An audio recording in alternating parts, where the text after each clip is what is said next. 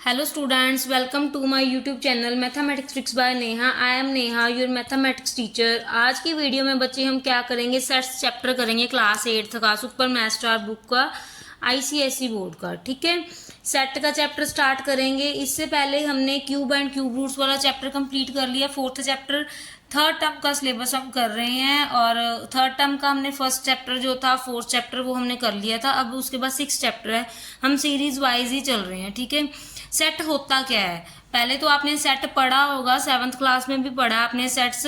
तो अब हम दोबारा से उसको एक बार पढ़ते हैं। सेट क्या होता है? A collection of well defined object is called a set. कहते हैं कलेक्शन होती है ऑब्जेक्ट्स की, वेल डिफाइंड ऑब्जेक्ट्स की कलेक्शन होती है, उसको एक सेट बोलते हैं। अब जैसे ये देखो, मैंने एक सेट में हम लिखते कैसे हैं, हमने इसको ए को ऐसे एक सेट बना के करली ब्रैकेट में लिखा है 1 से लेके 10 तक। ये जो सारे हमारे पास ये जो होते हैं सारे, वो क्या होते हैं? हमारे पास एलिमेंट्स होते हैं।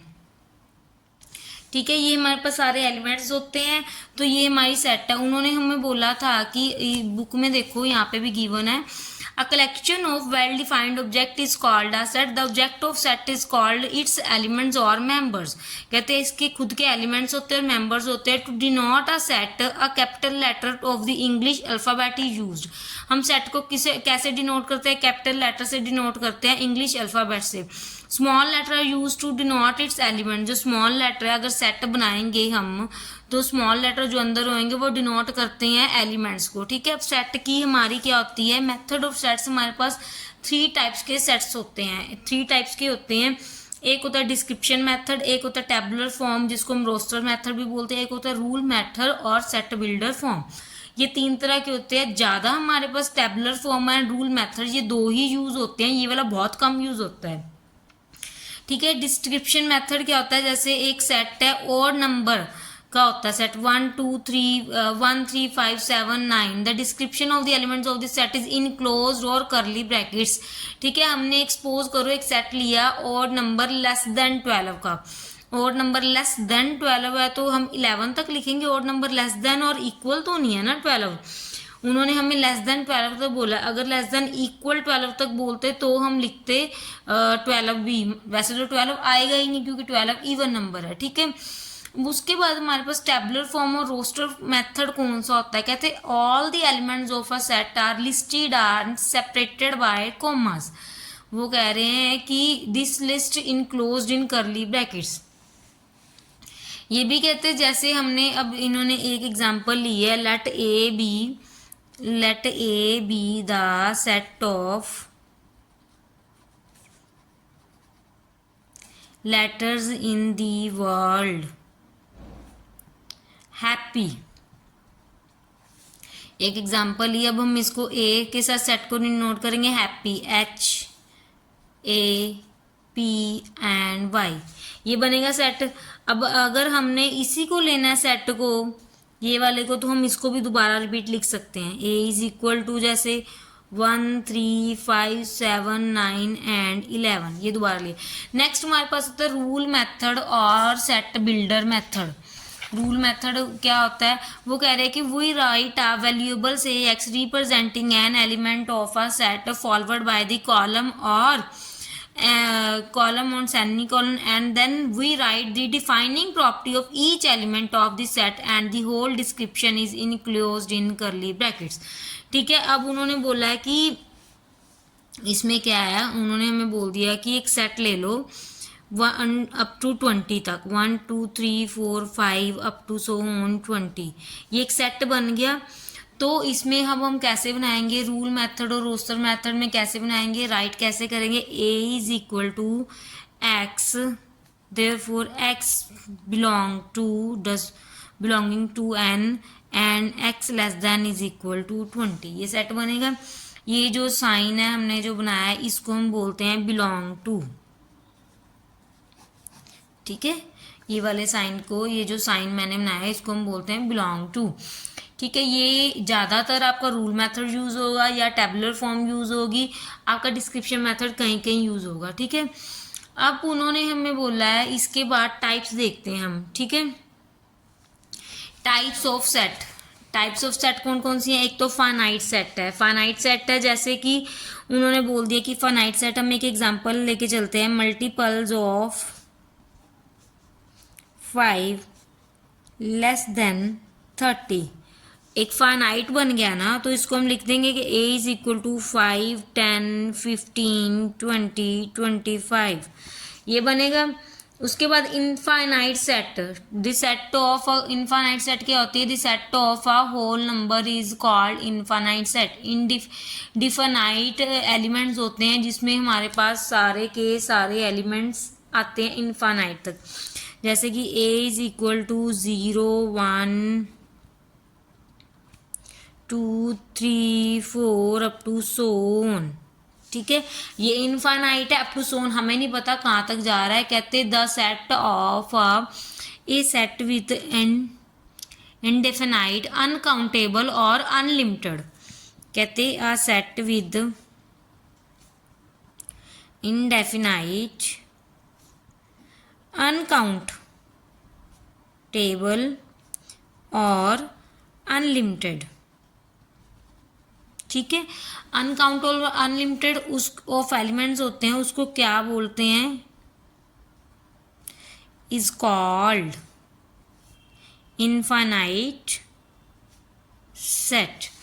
इनफाइनाइट कौन सा सेट होता है, जो हमारे पास कहते हैं अनडिफाइंड हो जाए, अनकाउंटेबल हो जाए, अनलिमिटेड हो जाए, हमारे पास जिसकी हम काउंटिंग नहीं कर सकते, वो इनफाइनाइट सेट होता है।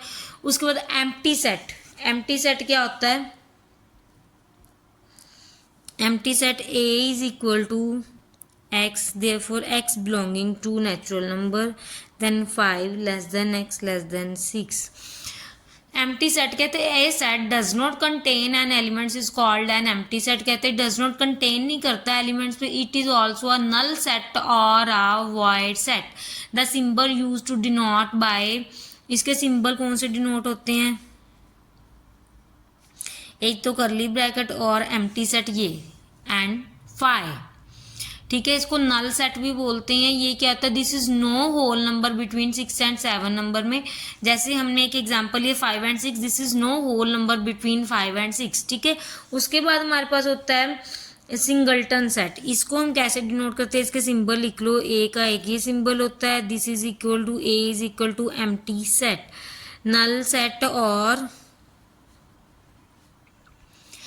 सेट और क्या बोलते हैं इसको हम, वाइड सेट। ठीक है, ये हम इसको बोलते हैं, ये नहीं लिखेंगे, मैंने पूरा डायरेक्टली। उसके बाद सिंगलटन सेट कौन सा होता है, कहते हैं a set is equal to singleton, मतलब कि has only one element is called a singleton set और यूनिट सेट। ओनली क्या होता है, वन एलिमेंट होता है, जैसे x, therefore x is a whole number, हमने एग्जांपल ली, होल नंबर लेस देन 1। ठीक है, हमने एक एग्जांपल ली लेस देन 1, तो उसमें ओनली 0 ही आएगा, तो a is equal to singleton. Only one element is called a singleton set और यूनिट सेट। क्या लिखेंगे हम, a set that has only one element is called a singleton set. ठीक है, one element is called a single. उसके बाद हमारे पास है cardinal number of a set. Cardinal number of a set क्या होते हैं, the cardinal number of a finite set is a number of elements contained in it. If A is finite set then the cardinal number denoted by N A. तो हमारे पास क्या है, cardinal number कौन कौन से होते हैं, जैसे हमने यहाँ पे लिख दिया Na5 लिख दिया, तो हमारे पास b हमारे पास आ गया -1, 0, 1, 2, 3, ये हमारे पास आ गया Na का, और ये हमारे पास b का आ गया। तो हम इसको क्या लिखेंगे, Na इज इक्वल टू 1। ठीक है, तो ये हमारे पास ऐसे बन जाएगा, b is equal to -1, 0, 1, 2, 3। Then हमारे पास n ऑफ b क्या बनेगा, हमारे पास n ऑफ b कितने एलिमेंट्स है, 1, 2, 3, 4, 5, देन 5 ये बन जाएगा। ठीक है, हमारे पास Na हमने जैसे लिया था, ये कार्डिनल सेट का एक और एग्जांपल यहाँ देख लेते हैं। ये देखो, the cardinal number of a finite set of a number of elements contained in it if A is a finite set it is cardinal number is denoted by N A. For example A लिया है 1 2 3 4 से then N A 6 है, then B जैसे लिया तो N B 5 है. ठीक है. The number of elements is infinite और unlimited, so cardinal number is not defined. जहाँ पे वो कहते हैं कि कार्डिनल नंबर के जो नंबर है इनफाइनाइट और अनलिमिटेड आ जाएंगे, जिसको हम काउंट नहीं कर सकते, अनकाउंटेबल आ जाएंगे, वो कहते हैं नॉट डिफाइंड हो जाएगा कार्डिनल नंबर. वो वाला कार्डिनल नंबर क्या है हमारा, डिफाइंड नहीं होगा. ठीक है. An empty set has no elements, so cardinal number is 0. We can write n of empty is equal to 0. अगर एक empty set का no element होगा, कोई भी empty set, जैसे हम whole number less than 1 लिख लें तो 0 सिंगल नंबर आएगा. देन कहते अगर कोई भी एलिमेंट नहीं होगा तो कार्डिनल नंबर क्या होगा, हमारे पास 0 होगा. We can write n of empty is equal to 0. ठीक है. चलो अब हम एक्सरसाइज शुरू करते हैं इसकी. नेक्स्ट बच्चे हमारा एक्सरसाइज स्टार्ट करते हैं. एक्सरसाइज के फर्स्ट सेकंड थर्ड क्वेश्चन हमारे सिलेबस में नहीं है, फोर्थ क्वेश्चन से हमारे सिलेबस में है. फोर्थ क्वेश्चन उन्होंने बोला state whether each pair of set is equal और इक्विवेलेंट. वो कहते हैं कि स्टेट करो कि कौन सा पेयर इक्वल और इक्विवेलेंट है. मतलब कि ये हमें ए दिया हुआ है, बी दिया हुआ है, सेट गिवन है, ए का सेट गिवन है, बी का सेट गिवन है. ठीक है. उन्होंने बोला कि इसमें इक्वल बताना है कि इक्वल है या इक्विवेलेंट है. अब हम कैसे देखेंगे इक्वल और इक्विवेलेंट, पहले तो हम देखते हैं सेट्स लिखते हैं. पहले ए लेटर का वर्ड हमें गिवन है, a letter is word evening. तो ए को हम कैसे बनाएंगे, A is equal to set बनाते हैं हम इसका, हमारे पास बन गया ई वी, रिपीट नहीं करना, ई दोबारा आ गया वो नहीं लिखना, अब ई नहीं लिखेंगे, फिर एन, देन आई, फिर एन नहीं लिखना, फिर जी. ए के ये बन गए एंड बी के हमारे पास क्या थे, नाइट, दैट मीन्स NIGHT. देखो इक्वल और इक्विवेलेंट में क्या होता है हमारे पास, जो इक्वल होते हैं वो हमारे पास मतलब कि होते हैं, इक्विवेलेंट जो होते हैं सेम होते हैं, इक्वल मतलब कि नंबर भी सेम होने चाहिए. अब 1 2 3 4 5 1 2 3 4 5 दोनों के 5 डिजिट हैं दोनों में, मतलब कि ये इक्विवेलेंट तो है, इक्विवेलेंट तो है. इक्वल है कि नहीं है वो देखते हैं. ये देखो इसमें ई है, इसमें ई नहीं है, इसमें जी है, जी दोनों में, आई दोनों में है, एन दोनों में, HT और EV दोनों डिफरेंट डिफरेंट है. दैट मीन्स ये क्या है, इक्वल नहीं है, इक्विवेलेंट है. सो हम क्या लिख देंगे, so therefore equivalent length set. कौन सा सेट है, ये इक्विवेलेंट सेट है. ठीक है. इक्वल नहीं है बिकॉज हमारे पास NA क्या आ गया 5 एंड NB भी क्या है 5 है, बट दोनों के सेम डिजिट नहीं है. ठीक है. उसके बाद हमारा सेकंड पार्ट हमें गिवन है C 1 2 3 4 5 का सेट है. D हमें गिवन है X belongs to natural number X less than 6. पहले तो हम D बनाते हैं. D हम बनाएंगे, क्या बनेगा 1 2 3 4 एंड 5. अब ये देखो D ये रहा, C हमारे पास ये था 1 2 3 4 5. तो ये दोनों इक्वल भी हैं और इक्विवेलेंट भी हैं, तो हमारे पास इक्वल सेट तो हो गई, ये इक्वल तो हो गए, दोनों के सेम डिजिट है 1 1 2 2 3 3. तो अगर इक्वल सेट हुआ तो इक्विवेलेंट वो ऑटोमेटिकली हो ही जाता है. ठीक है. वो इक्विवेलेंट हो जाएगा. ठीक है. इसका थर्ड पार्ट हमारे पास गिवन है E is equal to X belongs to natural number X greater than 5 less than 11. तो E हमारे पास क्या आएगा, ग्रेटर देन 5 है, दैट मीन 6 7 8 9 10. 11 नहीं आएगा बिकॉज 11 से ही लेस देन है. Then X less than 4. तो F हमारे पास क्या सेट बनेगा 1 2 3 एंड 0 भी तो आएगा because whole number X belongs to whole number. Whole number 0 से स्टार्ट होता है, 0 1 2 3 एंड 4. अब ये बच्चों देखो ये इक्विवेलेंट हैं बिकॉज दोनों में 1 2 3 4 5 एंड 5. बिकॉज हमारे पास क्या आ गया, NE कितना आ गया हमारे पास, NE 5 आ गया, NF हमारे पास वो भी 5 आ गया. सो ये क्या बन गया, इक्विवेलेंट सेट बन गए. ठीक है. इक्विवेलेंट सेट बने, इक्वल नहीं बने. इक्वल बने के लिए सेम सेट होने चाहिए. ठीक है. इसके बाद नेक्स्ट क्वेश्चन करते हैं, हमारा फिफ्थ क्वेश्चन. नेक्स्ट क्वेश्चन बच्चे हमारे पास है identify whether each pair of set is disjoint और ओवरलैपिंग। डिसजॉइंट कौन से होते हैं? जिसमें कोई भी इक्वल ना हो। फर्स्ट क्वेश्चन देखते हैं, x is equal to x belongs to whole number x less than 1। Whole number that means a का सेट बनेगा 0 एंड 1। b हमारे पास गिवन है 2 4 6 एंड 8। तो ये क्या है बच्चों? ये हमारे पास क्या है? a 0 1 है, b दोनों में मतलब कि दोनों में कुछ भी सेम नहीं है, तो ये क्या है? डिसजॉइंट सेट बन गया। ठीक है, इसका सेकंड पार्ट है c is equal to letter in the word of glass. तो c को हम कैसे लिखेंगे? GLAS। ठीक है, एंड d को हम कैसे लिखेंगे? BRANS।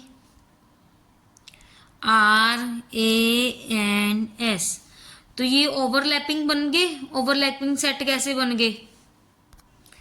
ठीक है, और बच्चे यहाँ पे डिसजॉइंट नहीं, ओवरलैपिंग सेट है। कैसे सेट है? ये देखो, इसमें A और S और इसमें A और S दोनों सेम है। अगर हमारे पास एक भी एलिमेंट सेम आ गया ना, तो वो क्या हो जाता है? ओवरलैपिंग सेट हो जाता है। तो हमारा क्या आ गया? Overlapping set. ठीक है, अब थर्ड पार्ट इसका गिवन है, E is equal to x is a factor of 27।